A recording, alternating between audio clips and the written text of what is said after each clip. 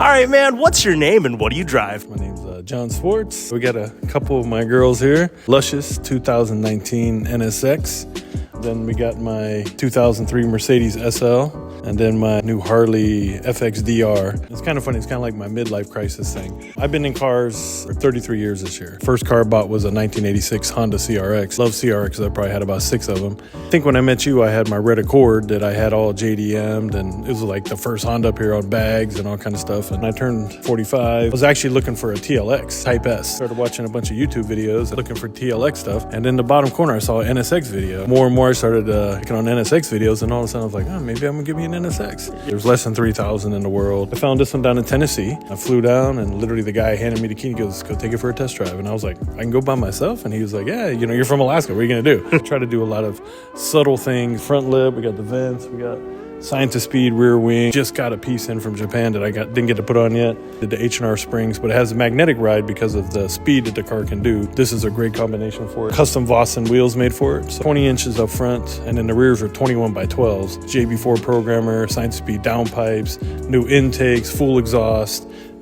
Pretty much everything that you can do to this car is been done to it now. Can you talk a little bit about the modifications on your Mercedes? She's got a lot of little touches. So starting from the outside, this one has a hydraulic suspension on it from the factory. It's a Rentec lowering module so that we can adjust the suspension and slam it. We got 20-inch Asante wheels on it, so this one's staggered as well. So we got 20 by 9s in the front and then 20 by 10.5 in the rear. The full exhaust I imported in from England. So the rear bumper is actually off of SL65. Taillights are off of SL65. The wing, all these things, because the exhaust is so wide, you got to get a different bumper for it.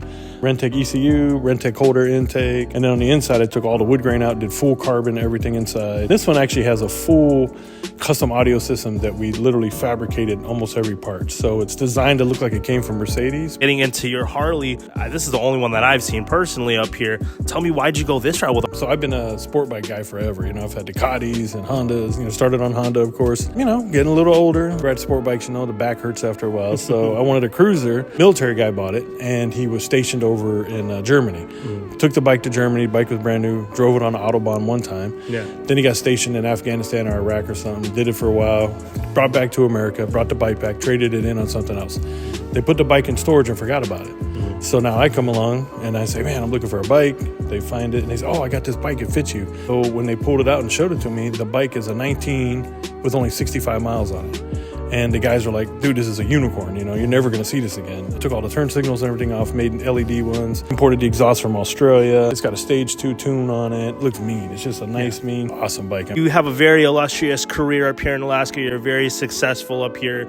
Obviously, it came with, you know, a lot of hard work and sacrifice. What's some words of advice that you got to this next generation? Started at 14, and I just love cars. And my first job at a shop, I literally heard bass outside. I begged the guy for a job, and I told him I'd work for free. Got into the business. I moved to Alaska when I was 16, and I started my own little business in high school. I think the secret of it is find what you love to do. Never work a day in your life, they say. I say find what you love to do, become the best in the world at it, then you make money. Perfectionist, every day I come to work, there's new beautiful cars, there's new things we get to build. A lot of people, they don't want to work hard. A lot of times you're working 9 to 6, but the real work is 6 to midnight. That's when you're putting the time in yourself. You're perfecting your craft, you're becoming the best. In my shop, we won Retailer of the Year twice for North America. We've won Best of Alaska for multiple years. And I think that's a testament to just passion. Like, I love building cars, I love my customers, and I just love creating something new. So that's my drive. And then I get to teach new guys, like my shop manager, Aaron. He's amazing. And he started working here when he was 17. And now he's, you know, just turned 34, which is amazing. So I've literally known him half his life. And he's one of the best fabricators in Alaska. My mom and my dad and everybody hated cars, and they hated all the bass, and they hated all the stuff, and told me I'm never going to be nothing, but I stuck true to myself. So I believed in me. Yeah. And when anybody tried to take that from me, I was like, one of these days you watch, my shop's going to be a big shop. People are going to know me, you know, something. Just one of those things where you have to believe in yourself more than anybody. Yeah. And as long as you stick to that, and you never let anybody take that from you, and you keep pushing and pushing, every step is going to get you closer to the top, you know. And they say it's lonely at the top, right? But I always say, whoever said it's lonely at the top never seen the view. Yeah. And it's a lot of work, man, you know, and you got to work hard. I work harder than anybody. I work all day, I work all night, and And I love it though, and that's because I get to build something where I get to employ people, and now we're known all over the world, and I've got to open other companies, and that's kind of the goal for me. Yeah, it's super inspiring to see, especially in our little corner of the world. Where can they find you on social media? Well, on Instagram, we're Perfectionist Auto Sound. We got Facebook at also Perfectionist Auto Sound, and our website, perfectionistautosound.com.